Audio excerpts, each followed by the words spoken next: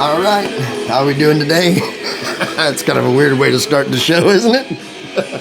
Oh well, I don't own the rights to this music, but the band I'm going to cover today does. And YouTube, please don't get upset with me. I played it right off your channel, your YouTube stuff. So, how we all doing? Hopefully everybody's doing good.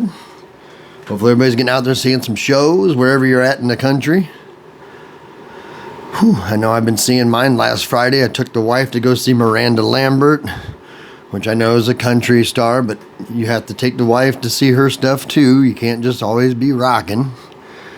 You know, you got to take care of the wife. And actually, I mean, I'm not going to do a review on Miranda, but she puts on a great show. We seen her once in Peoria, Illinois years ago when we lived in the Illinois area. We got to see her again last Friday night. She put on a hell of a show, and I want to at least say that. All right, anyway, also episode 12 here of We Still Got More Rockin' to Do, Bitch, in which I want to make sure I sing the song for you and do the quick one, you know, here. It goes a little something like this for those of you who are new to the channel. We still got more rockin' to do, bitch! That one kind of sucked. But like I said, I don't fucking sing. I don't fucking play music. I don't play instruments. But like I said before, I listen with the best of them. Also, another thing I want to show y'all real quick here. The official We Still Got More Rockin' to Do, Bitch business card. And then I got contact information of how to, you know, get a hold and shit on the back, you know, and different shit like that. So if you see me out and about, man, don't be afraid to ask. Ask for a couple. If I got extras, I'll give you some. Like I said, it's all about, you know, if you hand out a couple of cards to people who want to goddamn know about rock and roll and spread this word. And then maybe I can start getting backstage and start maybe getting some interviews with some of these musicians, which would be really cool. You know, everybody's got goals in life and shit, and I'm trying to tell you all mine. And if I can get backstage and interview these rockers and I'd get in depth, because I'm not afraid to ask crazy ass questions. People be like, man, that's a funny question to ask. I wouldn't have had the balls to do that. Well, I do. My balls are huge when it comes to asking people different shit. You'd be surprised at the questions I've asked people in my life. Anyway, all right, so episode 12, you know, we're doing good. I want to introduce a new member of the Eddie family. We got the number of the Beast Eddie now, so that's why I went in and put out my 5 Eddies today. I wanted to showcase the new Eddie. Plus, it comes with the little devil that is separate from him. And if you look close in this hand, he's even got the open flame, just like on the album cover of Number of the Beast by Iron Maiden. Fabulous album. Once again, another fabulous Funko Pop. Probably my favorite Eddie out of the 5, honestly. And also want to introduce the Welcome to My Nightmare Alice Cooper Funko Pop. The same day that he came in was the same day I'm looking on Facebook, and Alice Cooper and Rob Zombie finally announced a goddamn Vegas date, October 28th this year, 2023, Planet Hollywood at the Back Theater, which was formerly the Zappos Theater. They're going to be here in Vegas. So some of you want to go to a great show and you want a little Vegas vacation at the same time, that'd be the perfect time to come out. When it gets later on in the show, for those who want to know where I'll be at seating wise, I'll be glad to tell you. Come up and say hi to me. It's going to be a rocking show. I seen both of these guys separate from each other last year, right? Rob Zombie on the Freaks on Parade tour. He was phenomenal. Rob Zombie was phenomenal. And then I seen Alice Cooper with Ace Frehley at the same place my son graduated high school from, the Dollar Loan Center Arena here in Vegas. And Alice was phenomenal.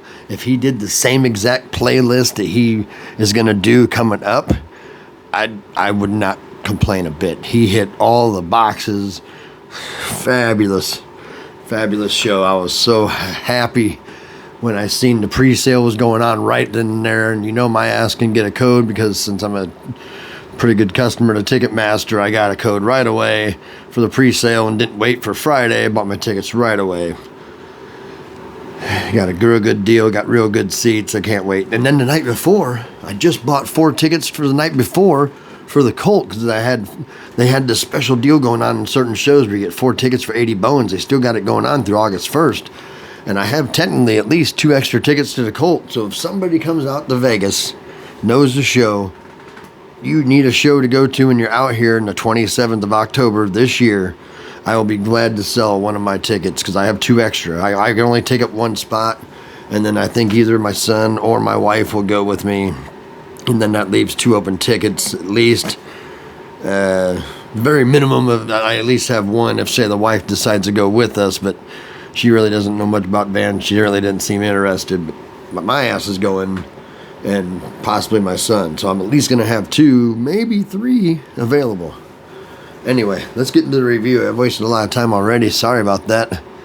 I remember when I wanted my reviews to be short and sweet. They've been getting a little long, but it's a lot of goddamn information. Anyway, all right, this show happened on July 16th, 2023 at the Pearl Theater, Palms Casino. So, first out was going to be Candlebox. They're doing a 30-year anniversary, and they're kind of going to retire. The lead singer said on stage he bought a farm and he's going to raise llamas and sell llama fur. I don't know if he was joking. He seemed pretty serious. And yeah, their Candlebox is originally from Seattle. So a lot of good rockers out of Seattle, which I'll mention a few later on when I talk about the set list and do a tribute. That's later on, though. The founder is Kevin Martin. And like I said, he pretty much said on stage they're putting out a new album, 1 more last album, and pretty much going on a tour. Then he's done. And that's fine. You know, it's all things come to an end. And sad to see him go. I've never seen Candlebox live until tonight. 10 of the 11 songs they played were off their first album, and their first album is where it's at. If you want to know anything about Candlebox, just go to YouTube. Candlebox first album.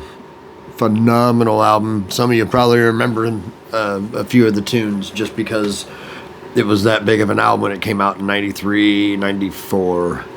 So we'll get right into it. First song out was called Don't You, which was pretty cool. Change, Blossom, No Sense, and then they decided to do a tune that's going to be off the new album coming out pretty soon. Now the guy on stage, Kevin Martin, said it's called What the Fuck Do You Need? But I bet you it's probably just called What Do You Need? But they played that song, and then they played Arrow, and then the last 5 songs of the set were like the big ones. Badass tunes.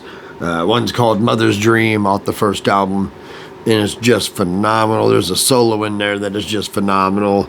It's a badass tune. Another tune they did right after that was called He Calls Home, which was honestly, Kevin Martin wrote that based on this particular homeless guy that he would always see in this spot when he'd be going to and from work every day, walking back and forth in Seattle, doing whatever. He didn't say what job he was doing. He just said he was going back and forth to work. Oh, shit. Nature of the beast. Woo! Set him back up, though. Devil's down, though, but he's used to that. So, anyway, he wrote that song about the homeless guy. And, every once in a while he'd give the homeless guy little bits of food here and there. Or, if he'd been passed, I had a little something in his hand, hey, have this half a candy bar, here, have $1 and change, or whatever, So he wrote a song about it. It's actually a really good tune. Like I said, 10 of these 11 songs are off the first album. And then they get to the big hit, the big radio hits, Cover Me. Then they do Far Behind. And that's where he does a tribute to a lot of other Seattle-based frontmen, singers. He does a tribute to all of them. I'm leaving him. He's down. He's just fucking down. Okay, he's down. Anyway, he goes into a tribute to the Seattle singers that are not with us anymore. First one he does. Actually, I shouldn't say the first one, but he does a tribute. He says, I'm going to do a tribute to. And he just lists all the guys. He's got Andy Wood, who was from Mother Love Bone. Scott Weiland, who was from Stone Temple Pilots, Lane Staley, of course, from Alice in Chains, Kurt Cobain from Nirvana, and Chris Cornell from Soundgarden. All were fabulous frontmen, musicians, and singers. They're not with us anymore, unfortunately. Kevin Martin did a tribute to them, being they're all from Seattle. He's from Seattle, started Candlebox from Seattle. So he gave a little tribute from the song called Far Behind. And that was pretty cool that he mentioned those guys. Really got a good rise out of the crowd. The crowd was in a good mood. Crowd was up. Crowd was doing good. And then, of course, their last song, the one that put them on the map, called You. Like I said, if you don't know the album, if you don't know Candlebox, just YouTube Candlebox first album. Real simple shit. And then you listen to it, and you're going to love a lot of the album if you're a rocker. It's as simple as that. All right. Well, now we got to get to the featured band, Three Doors Down. They were the main band of the night. This was the way they had the seating. At this point, it holds about 2,100. And I'll bet you there was every bit of close to 2,100 people there. Now, if they would have had open floor without the chairs set up, then they could hold up to about 2,500 in that venue. So that was a fact I did kind of find out a little bit more, because I've done other reviews about the Pearl Theater here at the Palms, and I usually tell you it's 2,500, but whenever they had the seats out on the floor, the way they did, it's 21, right around 2115 to be exact, but let's just say 2,100. And Three Doors Down from Mississippi, 96 is when they were kind of founded. And this pretty much this tour is about the 20-year anniversary of their second album, Away from the Sun, which was a big album for them. Their first album was huge. The second album was huge. I don't know which album was big. That doesn't matter at this point. We're at a concert in 2023. Those albums came out in very early 2000s. So let's get into the set list. First they come out with Pop Song, and then they do one of my favorite Three Doors Down tunes called When I'm When I'm Gone. It's a good tune, good rocking tune. And then they do like Away from the Sun, The Road I'm On, Ticket to Heaven, Let Me Go, Running Out of Days, and then one of my favorite rock ballads of all time, and definitely one of my favorite Three Doors Down tunes called Here Without You. Very good tune.